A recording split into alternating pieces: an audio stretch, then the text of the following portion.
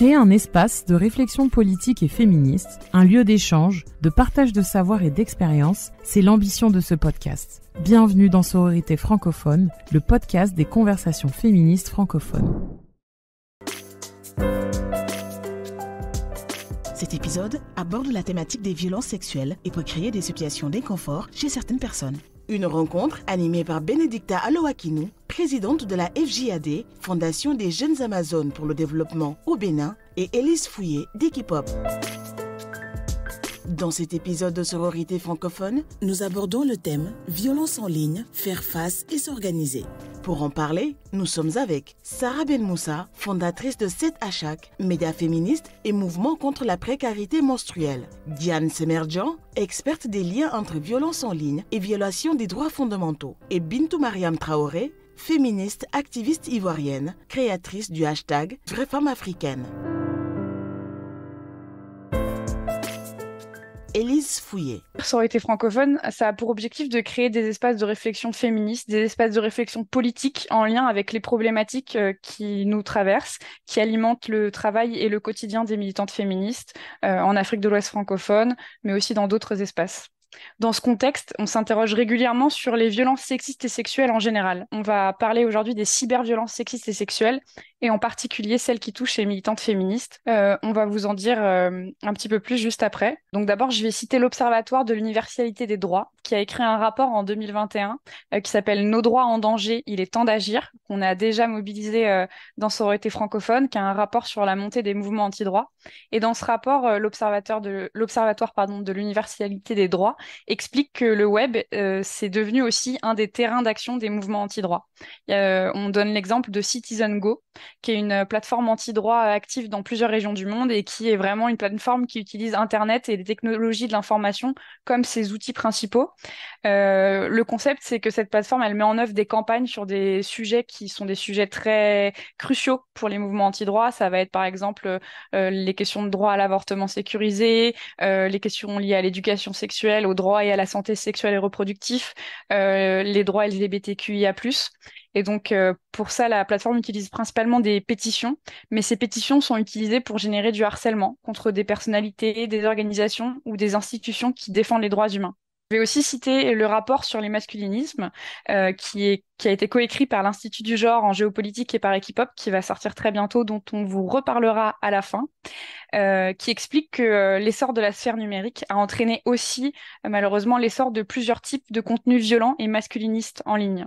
Les réseaux sociaux, c'est devenu des plateformes de promotion de ces idées et de ces valeurs masculinistes. Ça a plusieurs effets, mais notamment, ça entraîne l'insécurité des femmes, des jeunes filles et des personnes LGBTQIA+ sur ces réseaux. Enfin, je vais mobiliser l'association Stop Ficha, donc qui est née en France pendant le confinement de 2020. C'est une association féministe qui s'est créée face à la multiplication de la diffusion des contenus de revenge porn pendant le confinement. Et cet asso, elle a soutenu les victimes et beaucoup travaillé au retrait des contenus. Aujourd'hui, elle continue sa lutte et elle produit aussi beaucoup de contenus très utiles. Donc, je vous encourage à aller faire un tour sur leur réseau pour expliquer, pour former sur la lutte contre les cyberviolences sexistes et sexuelles. Et donc, elles ont notamment écrit un ouvrage qui s'appelle Combattre le cybersexisme, qui est une mine aussi d'informations.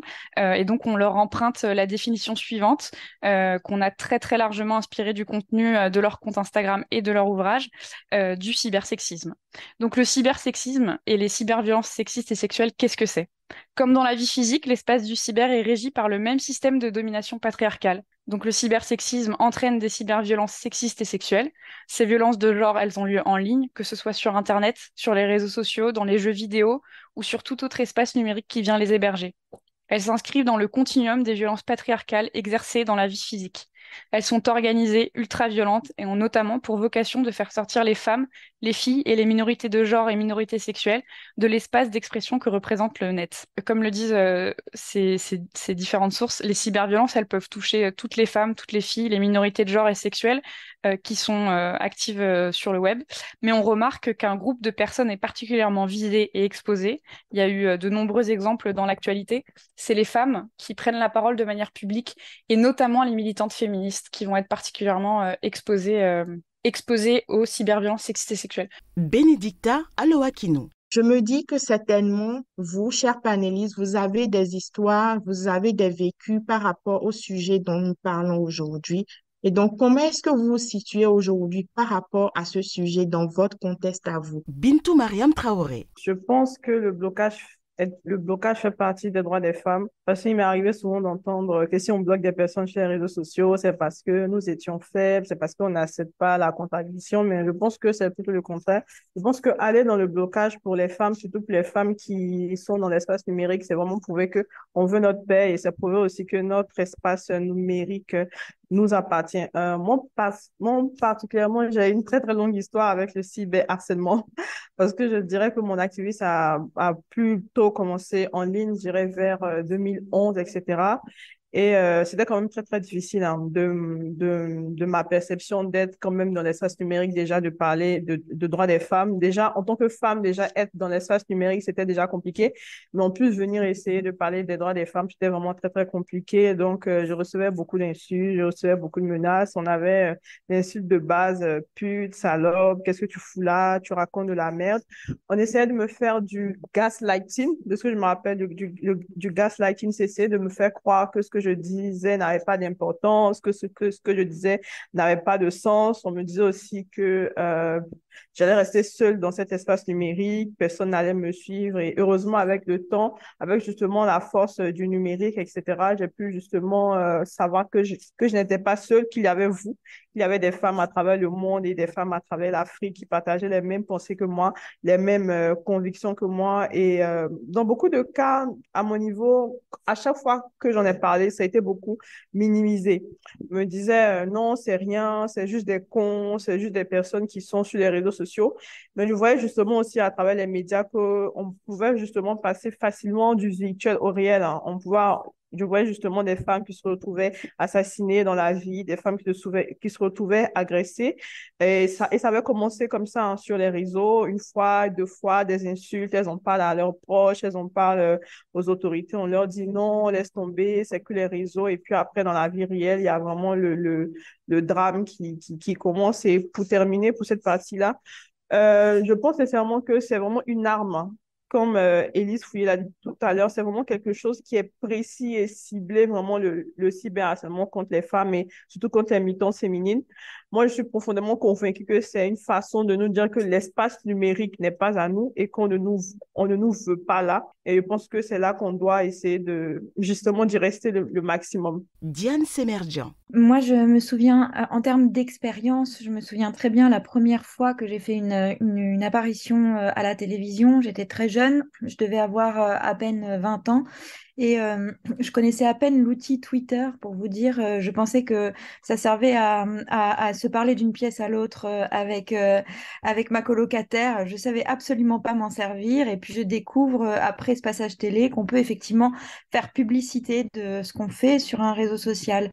À partir du moment où je l'ai posté, en fait, les premières réactions ont été des insultes assez violentes qui, quand on vient de commencer à peine sa vie pseudo-professionnelle, puisque j'étais encore en études à ce moment-là, ça peut être extrêmement désarçonnant. Et si on n'est pas armé, effectivement, si on n'est pas armé, en fait, on perd très rapidement l'estime de soi, la confiance en soi. Ça peut atteindre très profondément la santé mentale. Au-delà de ça, au fur et à mesure de mon parcours, je me suis rendu compte que c'était un continuum. Lorsque j'ai créé notamment le groupe Je Résiste au sein d'Amnesty International Belgique, qui visait justement à lutter contre la haine en ligne, j'ai remarqué que c'était les activistes, les militantes, les activistes en ligne qui agissaient pour le compte de Je Résiste, qui étaient beaucoup plus exposés. J'ai remarqué aussi que dès qu'un article sur lesquels on agissait, donc on agissait vraiment sur les fils de discussion des articles sur Facebook, donc sur les pages médias belges francophones, je remarquais que dès qu'un article relatait d'une prise de parole d'une femme euh, quel que soit son bord politique, quel que soit son partisanisme et quelle que soit sa profession, à partir du moment où cela impliquait une parole publique, les réactions étaient sexistes, violentes et objectivantes. Donc, à partir de là, de l'expérience jusqu'à la théorie, bien évidemment, et on aura le loisir d'y revenir un peu plus tard. En parlant des recherches qui sont faites à ce niveau-là, etc., et qui démontrent que ça impacte effectivement la liberté d'expression des femmes, on ne peut que remarquer qu'il y a un lien évident entre ces violences en ligne et nos droits humains les plus fondamentaux, et notamment notre liberté d'expression. Et que à partir du moment où la femme essaie de sortir de cette objectivation en devenant sujet et actrice de la société, il y a des offensives qui sont très très violentes en face et qui empêchent l'éclosion de ces propos, si je puis dire. Benedicta Aloakino. Pourquoi, selon vous, des femmes, pourquoi est-ce que ce sont toujours les femmes qui sont attaquées, qui sont victimes de ces violences sexistes et sexuelles-là, qui reviennent chaque fois en ligne? Pourquoi cette cible particulièrement pour les femmes qui s'exposent, les femmes politiques, les femmes militantes? Bintou Mariam Traoré. Je pense que souvent, on a tendance à dire que les réseaux sociaux, c'est pas le monde réel, mais les réseaux sociaux, c'est très souvent le monde réel. Et on a le mal justement, le numérique, à se rendre compte que c'est vraiment le monde réel. Je pense qu'avant, de l'ancien temps, il y a toujours eu les moyens de communication. Avant, les militantes féministes passaient de porte en porte, distribuaient des affiches, distribuaient des tracts, etc., pour faire leurs manifestations, etc. Et je discutais dernièrement avec Madame Constance Chahi, qui était une militante des droits des femmes en Côte d'Ivoire dans les années 1990. Elle disait qu'avant, il n'y a pas très longtemps d'ailleurs, je crois que ça fait même pas déjà, ça fait près de 30 ans, 32 ans, quand tu menais ton activisme, surtout sur le terrain où que tu essaies de faire passer tes messages à travers tout ce qui est affiches, etc., ou même beaucoup de choses, tu pourrais recevoir directement de la violence physique directement. Mais aujourd'hui, avec l'essor des réseaux sociaux, du numérique, etc., et d'ailleurs, les femmes ont justement participé à l'essor de toute cette technologie, etc. Du coup, aujourd'hui, c'est plus difficile pour certaines personnes et surtout pour le patriarcat d'user de violence directe avec les femmes. Et du coup, le seul moyen justement qu'ils trouvent justement pour nous attaquer et pour nous silencier, c'est justement de nous faire du cyberharcèlement pour que les femmes et surtout les militantes puissent justement reculer. Moi, je pense que certaines femmes sont ciblées pour être une sorte d'exemple. Je pense que quand on ne veut pas qu'un certain comportement ou qu'une certaine attitude se propage, on commence par mater certaines personnes pour essayer de dissuader d'autres personnes de faire pareil. Et du coup, quand on cible certaines personnes qui prennent la parole, que ce soit des militantes féminines ou des femmes qui, en griffe, s'expriment un peu sur certains sujets, c'est une façon, en fait, de montrer aux autres femmes, voici ce qui va vous arriver si vous osez parler. Voici ce qui voici ce qui vous arrive si vous osez faire les féministes et voici ce qui va vous arriver si vous osez dénoncer. Pour moi, la question de pourquoi les femmes, pour moi, c'est pas forcément par rapport aux réseaux sociaux. Pour moi, pourquoi les femmes, c'est juste tout simplement par rapport à la globalisation. Pour moi, pourquoi les femmes? Parce que ce sont les femmes. Pourquoi les femmes? Parce que, de ma perception, il y a la haine des femmes. Pourquoi ce sont les femmes? Parce qu'on a compris justement que avec les réseaux justement et tout ce qui est numérique, les femmes peuvent mieux s'organiser.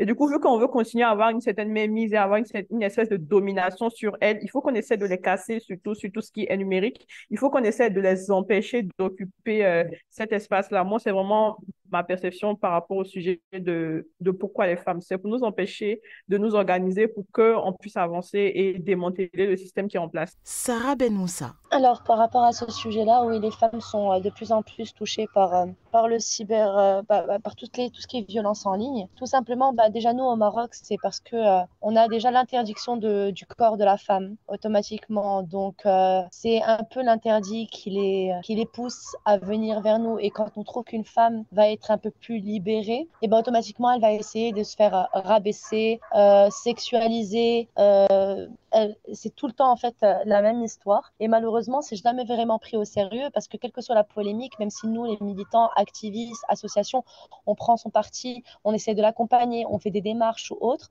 automatiquement, bien, on va perdre on perd un peu dans le jeu en ce moment parce que on est dans une ère ici au Maroc où les hommes voient que les femmes se révoltent, voient que les femmes essayent de prendre la parole, voient qu'on a une certaine voix et comme ils ont eux la chance d'avoir la masse, essayent on va dire, de nous faire perdre toute crédibilité. Et c'est de plus en plus, surtout que nous, voilà, on a un rapport au corps de la femme qui est très tabou. On n'a pas d'éducation sexuelle. Quand c'est d'éducation sexuelle, c'est juste c'est juste sur les animaux, jamais vraiment sur l'être humain. On a aussi le rapport à la religion qui est assez mal interprété par certaines personnes. Donc automatiquement, oui, c'est très compliqué. Moi, en tant que militante, la première, les violences en ligne, j'en ai vécu énormément, qui sont même, on va dire, étalées sur des violences dans la vraie vie.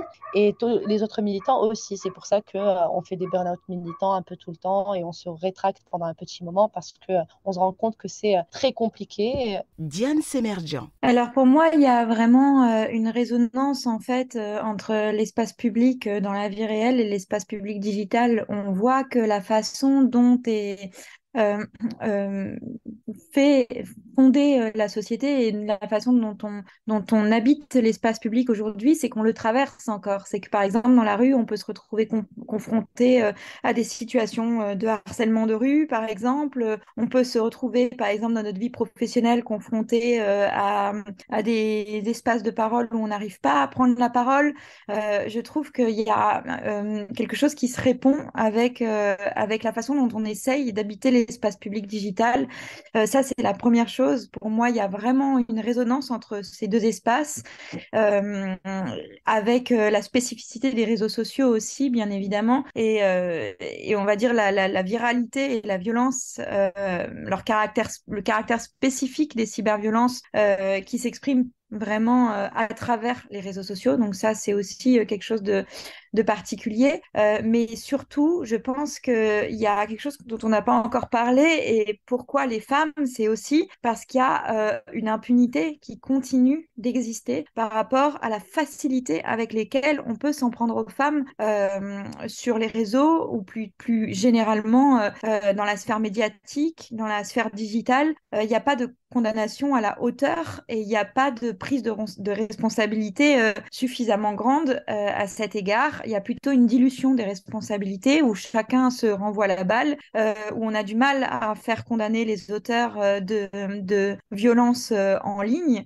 On a du mal aussi à en faire le portrait robot, c'est-à-dire qu'il y a un mystère qui plane sur le harceleur type, alors qu'en réalité, je veux dire, on n'a jamais été aussi observé et aussi traqué qu'aujourd'hui avec l'Internet mondialisé. Donc, il y a quand même une contradiction par rapport à ça et une impunité qui demeure. Donc, je pense que ça ne fait qu'empirer les choses et ça ne protège pas les femmes en tant que telles. Et ça a été cité par plusieurs d'entre vous juste avant aussi, par rapport donc bien évidemment à la responsabilité, mais je pense aussi que au-delà de l'impunité, il y a une violence qui s'exprime, qui est de plus en plus forte et qui a une difficulté de la société à regarder ces violences et à les caractériser en fait. Donc il va falloir qu'on parvienne en quelque sorte à créer nos propres réseaux les plus safe possibles pour se préserver et pour arriver à avoir une parole organisée qui puisse peser dans le débat public et qui soit aussi collective, transfrontière et qui permette de rendre compte que cette expérience des violences en ligne, elle est vraiment universelle, qu'elle traverse nos continents avec bien évidemment des moyens de se défendre plus ou moins grands selon l'endroit où on se trouve sur le globe. Benedicta Oloakino. Comment on inverse la tendance aujourd'hui, Bintou? Comment on peut réellement investir la tendance en ligne? Moi, déjà, il faut déjà rester en ligne, déjà. Déjà, pour moi, c'est déjà pas leur donner ce qu'ils veulent. Il faut déjà rester en ligne.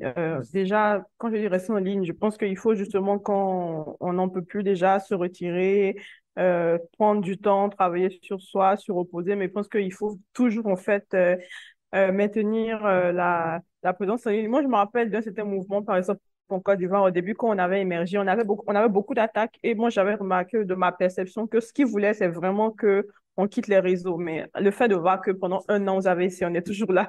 2 ans, vous avez essayé, on est toujours là. 3 ans, 4 ans, 5 ans, enfin, si les meufs, elles sont toujours présentes, c'est que ça veut dire que, en fait, tout ce que vous faites n'a pas vraiment d'incidence sur ça. Et je pense il y a aussi, surtout au niveau de la loi, malheureusement,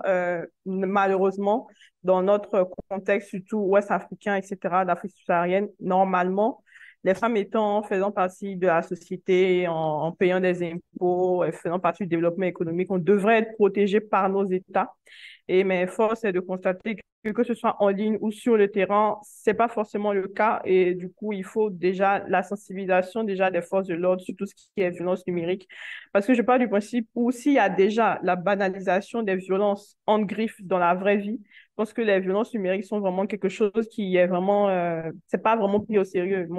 Maintenant, ça commence à venir, mais je me rappelle un temps aller ne serait-ce qu'à la police et dire que oui, il y a un homme sur les réseaux qui menace de publier mes vidéos, j'ai été menacée en ligne, on te dira, mais non, on s'en fout, c'est juste en ligne et de toute façon, tu l'as cherché. Il faut que les gens comprennent, en fait, comme elle a dit tout à l'heure, qu'il y a des sanctions, en fait. Il faut de la répression. Qu'on ne peut pas continuer à s'en prendre impunément aux femmes et penser qu'on va s'en sortir comme ça, que ce serait trop facile. Je fais partie des personnes qui pensent que la sensibilisation, c'est bien, mais c'est un moment, il faut aller dans la répression parce que je pense que beaucoup de personnes, à force de voir qu'il y a une certaine impunité, peuvent se dire que je peux continuer à faire ce que je veux, je peux continuer à harceler les femmes, je peux continuer à agresser les femmes. Et comme on dit en Côte d'Ivoire, il n'y a rien qui va se passer. Et puis quoi, on s'en fout, oui. Du coup, je pense qu'il faut essayer de se protéger comme on peut. Moi, personnellement, j'essaie au maximum d'ignorer beaucoup de choses. Parce que je me dis que c'est pas eux qui paient mon loyer, c'est pas eux qui paient ma connexion Internet, c'est pas eux qui m'ont donné mon ordinateur,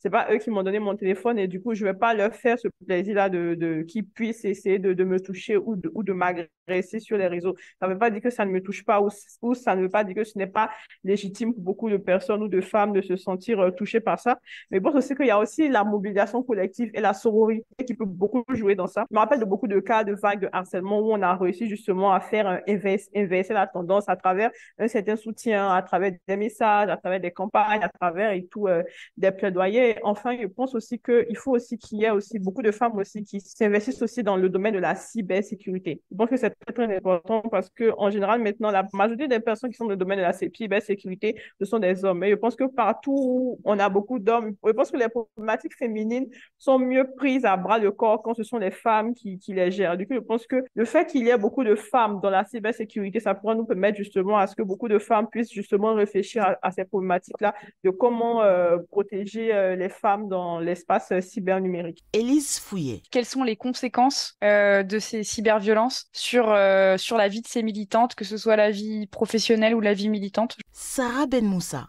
Moi, personnellement, les conséquences de ce genre de violence sur nos vies professionnelles et militantes, automatiquement, déjà, les deux sont liés parce que automatiquement, on peut pas vivre de notre militantisme et nos valeurs prônent sur notre vie professionnelle. Donc, les deux vont être liés et on va travailler sur les deux at the same time. Et en soi, automatiquement, on va avoir une certaine image et les personnes qui sont autour de nous ne partagent pas forcément les mêmes valeurs. Donc, ça va automatiquement nous mettre dans certaines cases.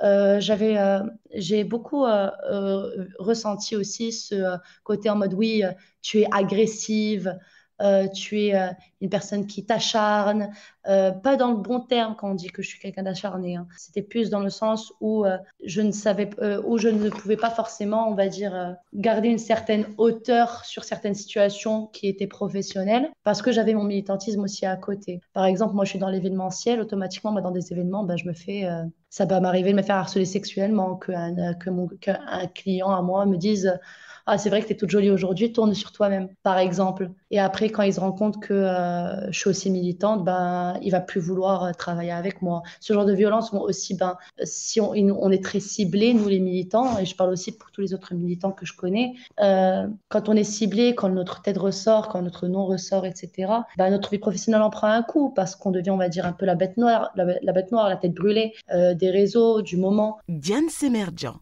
Je veux bien compléter sur ce sujet, sur les conséquences. Justement, donc j'ai beaucoup travaillé sur ce rapport qui a été sorti en 2018 par Amnesty International et qui justement fait le rapport et le bilan de ce que ça a atteint justement pour les femmes, ce que ça représente quantitativement et qualitativement dans la vie des femmes.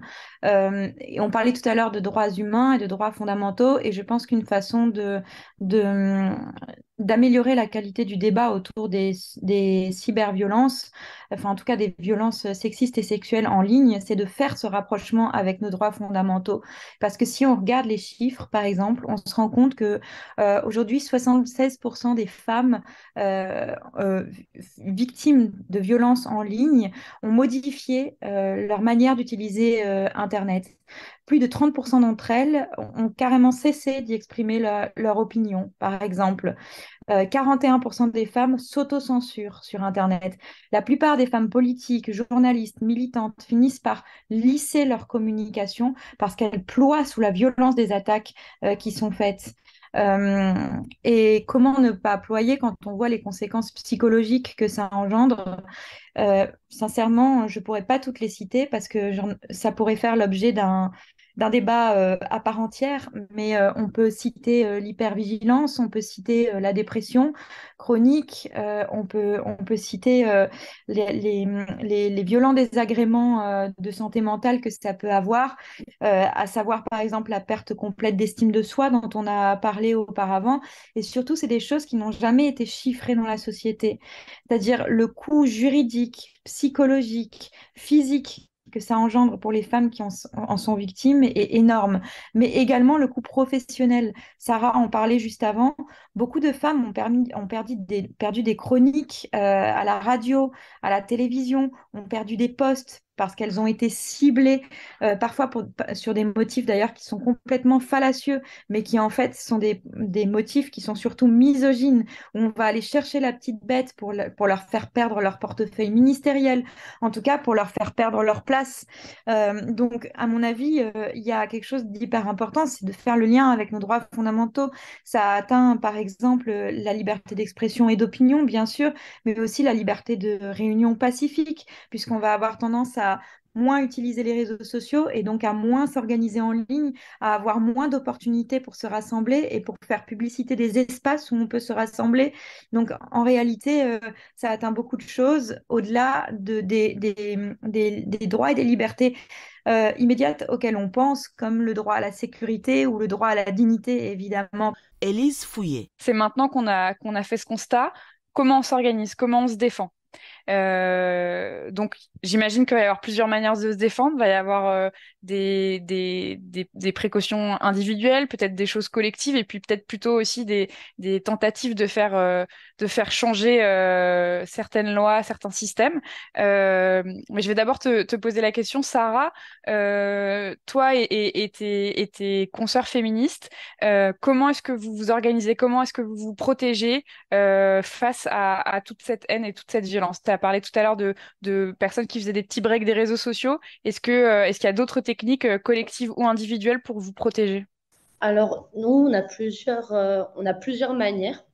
La première, ouais, comme tu l'as souligné, c'est le fait de pouvoir déjà s'enlever des réseaux pendant un petit moment. Ça ne veut pas dire désactiver son compte, hein, parce qu'on a toujours besoin de garder un lien avec nos communautés qui doivent venir vers nous et nous tenir au courant. Et ça peut même être ça, notre élément déclencheur pour reprendre. Ensuite, nous, on a un groupe de tous les militants féministes du Maroc, qui soient au Maroc, en France, aux États-Unis, en Angleterre et autres. Et quand on vit de l'harcèlement ou une menace ou autre, on screen et on se l'envoie sur le groupe. Comme ça, s'il nous arrive quelque chose, on sait très bien que ça peut venir de ce petit élément déclencheur. Ensuite, on a aussi des contacts avec plusieurs avocats. Donc, on est amené, on va dire, à 1 à 2 fois par mois d'aller poser plainte tout le temps. Comme ça, on sait qu'on a un certain historique et que, c'est encore une fois, malheureusement, s'il nous arrive quelque chose, ben, on saura d'où ça vient parce qu'on a eu déjà des militants qui se sont fait agresser physiquement après s'être fait retrouver en soirée ou autre. Et après, la dernière étape qui est pour moi la plus sûre et la plus crédible, en tout cas pour nous, c'est que nous avons des journalistes de grands médias marocains et internationaux hein, aussi, qui font des coalitions avec nous un peu tout le temps. Et à chaque fois qu'on vit un élément comme du cyberharcèlement, des menaces de mort ou autre, on l'envoie directement aux journalistes. Souvent, ils en font un papier où ils prennent notre témoignage de manière vidéo aussi. Et le fait d'être médiatisé, ça rend la chose plus crédible. Donc automatiquement, soit le côté juridique va, lui, s'avancer de manière plus rapide, parce qu'on connaît tous un peu comment ça se passe, hein, c'est très très long. Soit au contraire, ça va faire peur à l'harceleur et lui va se rétracter. Bintou Mariam Traoré. Moi, pour ma part, j'ignore beaucoup de choses parce que je pense que souvent, il y a la volonté d'essayer de susciter une certaine réaction. Et moi, j'ai un dicton, je pense sincèrement que souvent, l'ignorance est le plus grand des mépris. Je pense qu'il y a des gens que ça rend dingue quand tu ne réagis pas à leur attaque, quand tu ne réagis pas, etc. Et ça finit par rester comme ça. Je me rappelle d'un jour où je m'étais levée et c'était pendant le hashtag Vraie Femme africaine. Il y avait un homme qui avait fait une publication qui disait que j'étais la honte de l'Afrique, etc. et qu'il fallait on me décapite. Et il y avait des gens en bas qui venaient commenter, oui, cette pute et tout, cette salope et tout, elle emmène les femmes et tout. Et je me suis dit, en fait, si je réagis à son poste ou si je partage son poste, je lui ferai l'honneur que son poste, en fait, que cette publication puisse avoir plus de vues, que plus de personnes puissent voir cette publication. Donc, je me suis dit, j'ai rien dit. Et quand j'ai rien dit, j'ai rien fait. En même pas 2 jours, je crois qu'il a eu que 2 repartages, je crois, un truc comme ça. Et un peu, il est resté un peu enfermé dans... En fait, il voulait créer un effet de masse et je ne lui ai pas forcément donné l'occasion de pouvoir réaliser ce qu'il voulait faire. Et il y a aussi la solution tout simplement du blocage, hein, qui est très, très efficace, comme je le disais. Bloquer, ça fait partie des droits des femmes et je ne vais pas forcément répéter ce que Sarah vient de dire tout à l'heure, mais je pense que, comme je l'ai dit, malheureusement, on n'est pas toujours tout le temps protégé par l'État. Et moi, je fais partie des personnes qui pensent que souvent, il faut faire en griffe, hein, c'est vraiment en griffe.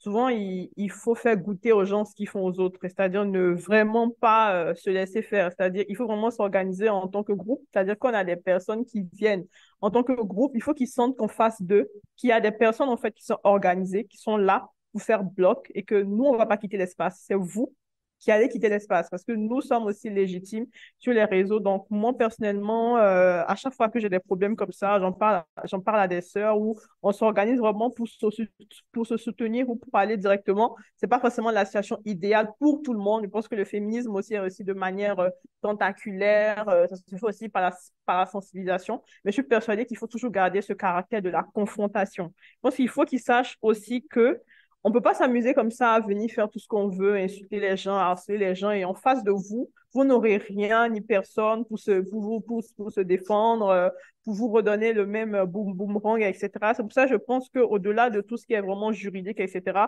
il faut qu'il y ait une brigade de féministes. Je crois qu'au Burkina, au Cameroun, je crois que c'est au Burkina, il a été lancé un mouvement des féministes 2.0. Et je crois que je suis dans un groupe aussi sur Twitter aussi qui est comme ça, qui regarde un peu ce qui se passe quand une femme est harcelée sur Twitter et qu'elle n'a pas de soutien et qu'en majorité c'est des hommes. Elles viennent commenter, elles viennent la soutenir, elles dénoncent, etc. Et j'ai l'impression que souvent c'est des choses qui marchent. Et pour terminer par rapport à ce qui est arrivé avec Bénédicte, moi j'aimerais beaucoup, hein, j'aimerais vraiment, vraiment beaucoup, si c'est possible, que de la même façon dont le patriarcat expose les femmes dans beaucoup de cas, j'aimerais vraiment que si c'est possible, après le procès, s'il est vraiment condamné, j'aimerais vraiment que on affiche son identité publiquement pour dire que c'est une personne qui harcèle les gens. Il faut que les gens comprennent qu'ils peuvent pas en fait se cacher en fait sous les pseudos à faire tout et n'importe quoi parce que je pars du principe où si il est condamné et que ça reste forcément dans l'anonymat en fait les autres personnes qui font ça se diront que ça peut on peut tout faire et n'importe quoi. Je pense qu'il faut que les gens commencent à comprendre que il peut avoir des sanctions et qu'ils ont vraiment des des choses à perdre, en fait. C'est vraiment un ajout par rapport à ce que Sarah a dit. Élise Fouillé. Diane, je sais que toi, tu as pas mal d'expérience sur la question du cadre juridique de protection, surtout en Union européenne. Comment est-ce que on peut prendre cet exemple-là, enfin, pour illustrer comment les militantes et les associations peuvent demander aux États de les protéger face à ces violences? Et est-ce que c'est possible? Est-ce que ça marche? Alors, bon, en tout cas, pour les pays européens, il commence à y avoir du changement, mais il est très lent et on n'a pas encore l'expérience de la mise en œuvre, c'est-à-dire qu'on ne sait pas vraiment si le cadre juridique qui a été mis en place va résister à l'épreuve de la mise en œuvre, euh, puisqu'il faut qu'il y ait une harmonisation des lois entre différents États qui ne sont pas forcément d'accord entre eux. Donc, il y a encore un long chemin à parcourir, mais en tout cas, effectivement, il y aura moins d'impunité enfin, il y aura moins d'impunité à l'avenir, puisqu'effectivement, il y a un cadre européen qui a été voté, qui s'appelle le Digital Service Act, et on espère que ça aura un impact sur nos vies de militantes, de professionnels et de femmes. Donc voilà, on reste très alerte à ces évolutions-là. Effectivement, il y a eu une coalition d'organisations qui s'est mis en place pour pouvoir faire en sorte que ce texte-là ne soit pas vidé de son sens. Et surtout, il y a quelque chose dont il est, à mon sens, hyper important de parler, c'est l'absence de transparence des algorithmes qui sont utilisés notamment sur les réseaux sociaux et qui font beaucoup de mal aux femmes, c'est-à-dire qu'on ne sait pas à proprement parler qu'est-ce qui est utilisé par ces algorithmes pour organiser le débat public, à part qu'on voit évidemment qu'il est extrêmement polarisé et que du coup, il favorise l'insulte. D'ailleurs, j'écoutais Bintou tout à l'heure et ça me rappelait que j'avais il y a longtemps parlé avec une linguiste qui me disait que salope et pute, c'était les deux insultes qui étaient le plus utilisées dans le monde pour s'adresser aux femmes sur la sphère digitale. Ce sont éminemment des insultes qui sont sexistes, qui sont violentes, qui sont objectivantes pour le corps de la femme. Donc c'est très parlant. Mais au-delà de ça, par exemple, l'intelligence artificielle qui est utilisée, il y a quand même une obscurité. On ne sait pas comment ça fonctionne. Donc aujourd'hui, grâce à ce texte, par exemple, les chercheurs et les chercheuses auront la possibilité d'avoir accès à un certain nombre de données, ce qui n'était pas le cas avant. Au-delà de ça, on espère aussi, et donc on en a parlé un peu avant, que le signalement des contenus illicites permettra une suppression plus rapide des contenus. Donc en tout cas au niveau européen, je dis bien au niveau européen, et donc voilà, j'ai pas de compétences pour m'exprimer sur d'autres textes de cadrage juridique, on va dire.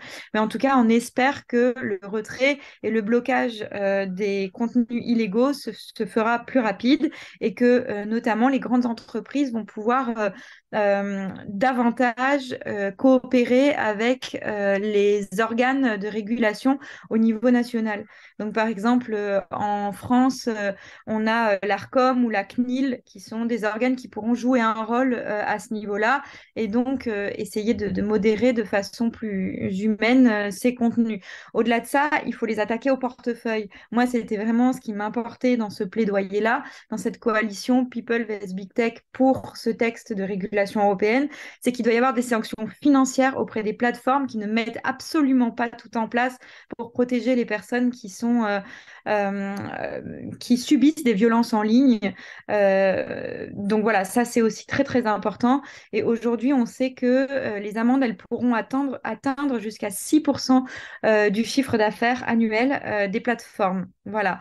Donc c'est le chiffre qu'on a. Après, est-ce que ça va vraiment leur faire du mal par rapport aux fortunes accumulées? Est-ce que ça va être réellement mis en œuvre? Est-ce que cette pression sur ces autorités-là, pas sur ces autorités, mais sur ces plateformes-là, va réellement marcher? Par exemple, on voit que depuis l'arrivée de Elon Musk sur Twitter, ou X, c'est pas le cas. En tout cas, Twitter traîne la patte pour donner des chiffres, pour donner des informations sur son système de fonctionnement. On voit qu'il y a une lenteur, qu'il y a un manque de volonté. Donc, il faudra que la volonté politique et la volonté économique soient présentes aussi. Bintou Mariam Traoré sur les outils juridiques qui émergent sur le continent africain. Ah oui, en fait, c'était juste par rapport à une nouvelle disposition qui n'était pas là, par exemple, dans la commission, la résolution sur la protection des femmes contre la violence numérique en Afrique. Ça date de 2022, c'est tout nouveau parce que c'était pas quelque chose qui était forcément pris en compte. La Commission africaine des droits de l'homme et des peuples s'est réunie en 2022 pour rappeler on sait que en Afrique, malheureusement, il y a encore plus d'hommes qui sont connectés dans tout ce qui est numérique par rapport aux femmes, mais ça veut dire que de plus en plus de notre côté, on commence à considérer de plus en plus, en fait, les violences qui sont faites aux femmes, mais ça n'a pas vraiment été facile parce que tout le monde sait que c'est vraiment quelque chose qui a été minimisé. Du coup, c'est vraiment la commission qui appelle vraiment les États à réviser, à adopter une législation qui lutte contre tout type de violence numérique envers les femmes en Afrique, à entreprendre des recherches sur la violence numérique à l'égard des femmes en Afrique, à entreprendre des programmes de sensibilisation qui ciblent les petits garçons et les hommes, ainsi que des campagnes impliquant toutes les parties prenantes, comprenant, à faciliter l'accès des femmes à l'éducation dans les domaines de la technologie numérique afin de supprimer le fossé numérique entre les femmes et les hommes en Afrique, à dispenser des formations, etc., sur les professionnels du numérique par rapport à tout ce qui est sexisme et genre, etc., à garantir, etc., à mettre en œuvre des politiques favorables aux femmes victimes de violences en ligne et c'est abroger les lois vagues et trop larges sur la surveillance, car elles contribuent à la vulnérabilité actuelle des femmes journalistes. C'est vrai que c'est quelque chose de tout récent, mais je trouve quand même que c'est quand même une petite victoire parce que pour moi, ne serait-ce que parler de ça dans cette charte-là, c'est montrer déjà qu'ils reconnaissent déjà le siècle dans lequel on est et c'est montrer que petit à petit, c'est des choses qui pourront vraiment avancer. Benedicta Aloakino. Pourquoi est-ce qu'on n'abandonne pas les réseaux sociaux? Pourquoi aujourd'hui, Bintou, vous restez en ligne? Pourquoi moi je reste sur les réseaux? Déjà, pour donner de l'espoir, en fait, parce que je me dis que beaucoup de choses qu'on fait en tant que féministe, je me dis que certaines actions qui étaient posées par des femmes ou par des féministes qui ont mené des résistances par le passé, c'était surtout pour nous, c'était surtout pour le futur. Donc, moi, je me dis que je peux peut-être inspirer des jeunes femmes quand elles verront, par exemple, de la résistance, qu'elles verront que malgré tout ce qui se passe, je reste toujours.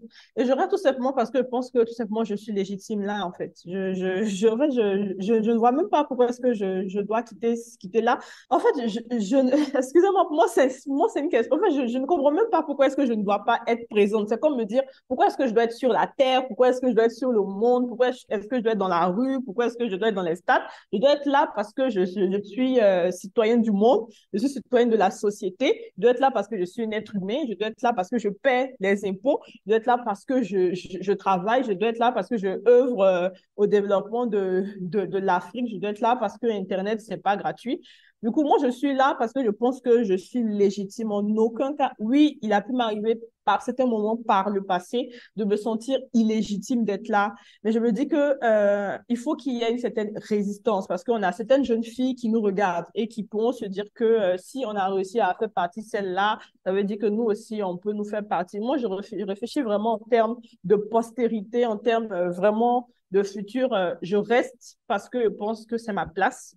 Et je reste parce que je pense qu'il faut vraiment encourager aussi les jeunes filles à comprendre aussi qu'il faut rester, c'est leur place et il n'y a surtout personne, rien ni personne qui peut et qui, oui, elles peuvent partir, hein, mais il faut toujours qu'elles finissent par revenir parce que c'est leur place et voilà, tout simplement. Diane Semerjian. Ben, moi, je suis complètement d'accord avec Bintou, hein, sincèrement, c'est notre place, on a des tonnes de choses à dire. Le coût pour nos sociétés serait beaucoup plus grand si on les quittait que ce que nous, on peut vivre. On est forte, on est solide, on est capable de s'organiser, on est nombreuses, on fait partie de la moitié de l'humanité quand même, donc, donc voilà.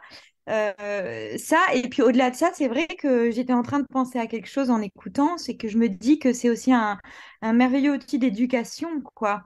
Et que si on abandonne cette place-là, on sera plus vecteur de cette éducation-là. Et ça, en tout cas, moi, dans ces dernières années-là, c'est ce que j'ai essayé de faire, d'aller à la rencontre aussi des plus jeunes, des jeunes filles, des jeunes garçons, et aussi de parler de ces choses-là avec les générations futures qui vont être au devant de l'usage de l'Internet du futur. Donc, ça me semble hyper important de pouvoir aussi parler de ces usages-là, les vulgariser, faire en sorte. Et mine de rien, le fait que ce soit visible, je veux dire que c'est à la limite le seul truc qu'on a pour nous. Le fait que ce soit visible, ces violences en ligne, fait que, au bout d'un moment, la société, d'une certaine façon, nos sociétés ne pourront plus du tout les ignorer. Et c'est certainement ce qui est en train de se passer. Il y a une féministe française, s'appelle Marion Séclin, qui disait si en fait j'avais reçu, enfin, si à chaque insulte sur Internet, ça avait été un coup physique, peut-être que ça aurait été différent, peut-être qu'on m'aurait réellement pris au sérieux, parce que je pourrais plus marcher, je pourrais plus me lever, je pourrais plus avancer. Donc quelque part, quand on voit toutes ces insultes, tout ce déferlement de haine sur les réseaux sociaux ou autres, ben, ça le rend visible, quoi. Donc il y a un enjeu d'éducation, il y a un enjeu d'exemplarité aussi, de rappeler à toutes. En plus, je veux dire, on a des smartphones et des tablettes et des machins de plus en plus jeunes, donc avec pas toujours la maturité qu'il faut pour se servir de ces outils. Et enfin, quand je faisais le tour des écoles, par exemple, enfin, que j'intervenais auprès des jeunes en Belgique, enfin, je me rendais compte qu'on vivait des choses, que ces petites, elles vivaient des choses super violentes, si jeunes, enfin, avec pas assez d'armes encore pour pouvoir répondre à ça. Donc, il faut que nous, on se rende visible pour ça aussi, pour qu'elles puissent avoir, qu'elles puissent avoir des repères au milieu de tout ça, qu'elles puissent avoir des témoignages, des paroles de femmes qui s'en sont sorties ou en tout cas qui ont trouvé justement ces armes pour tenir cette violence-là à distance, la mater ou en tout cas parvenir à ne pas lui faire une place trop destructrice dans sa vie. Donc voilà ce que je peux en dire. Bah oui, bien évidemment, il faut bien, bel et bien rester. Sarah Ben Moussa. Moi, je reste parce que j'y crois. Je reste parce que j'aime mon pays, et en l'occurrence ici le Maroc, et que je veux le voir évoluer. Je reste parce que je n'ai pas peur. Il faut pas avoir peur. Il faut toujours essayer de se protéger au maximum, soit en laissant des preuves un peu partout, soit en faisant face directement sur les réseaux et afficher en fait aussi ce cyberharcèlement que nous vivons et cette violence. Il faut rester vraiment pour pouvoir déjà faire évoluer l'humanité. Comme elle a dit Diane, on est la moitié de l'humanité, hein. C'est énorme. C'est triste que la moitié de l'humanité bah, euh, soit vue de cette manière, soit on nous rabaisse, soit rabaissé. C'est compliqué. Et pour moi, c'est si on veut continuer à vivre tous ensemble, il faut apprendre à vivre ensemble. Et c'est par l'éducation et par l'accompagnement. Et moi, c'est ce que je prône et je lâcherai pas. Et au contraire, je pense que si je fais du porte-à-porte dans les pensionnats, dans les écoles, c'est pour créer une armée. Et je pense que c'est ce qu'on essaye de toutes faire. C'est la raison pour laquelle on est là, toutes ensemble. C'est pour voilà, créer cette armée et avancer tous ensemble. Élise Fouillet. Equipop a collaboré avec l'Institut du genre en géopolitique pour produire un rapport qui s'appelle Contrer les discours masculinistes en ligne, recommandations à l'Union européenne et ses États membres. Donc c'est un rapport qui va mettre en évidence les différents acteurs de la manosphère, qui va aussi essayer d'expliciter l'influence des communautés masculinistes, les liens entre ces communautés masculinistes et plusieurs groupes ou partis politiques conservateurs, ultra-conservateurs au sein de l'Union européenne. Et donc l'objectif de ce rapport, c'est d'améliorer la compréhension du fonctionnement de ce phénomène, expliquer les dynamiques technologiques, les dynamiques financières et sociopolitiques qui sous-tendent ces discours masculinistes et expliquer et souligner l'ampleur des violences qui sont créées par la manosphère et les conséquences dévastatrices dont Diane, par exemple, tu parlais tout à l'heure.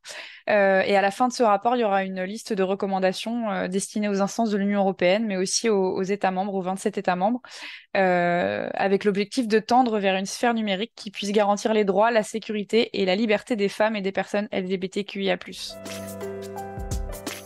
Merci à Benedicta Olowakinou, Sarah Ben Moussa, Bintou Mariam Traoré et Diane Semerdian d'avoir participé à cet épisode de Sororité francophone. Sororité francophone est un podcast conçu par Equipop, monté, mixé et réalisé par l'Alia Productions. Retrouvez tous les épisodes de Sororité francophone sur les réseaux sociaux d'Equipop. Merci pour votre écoute.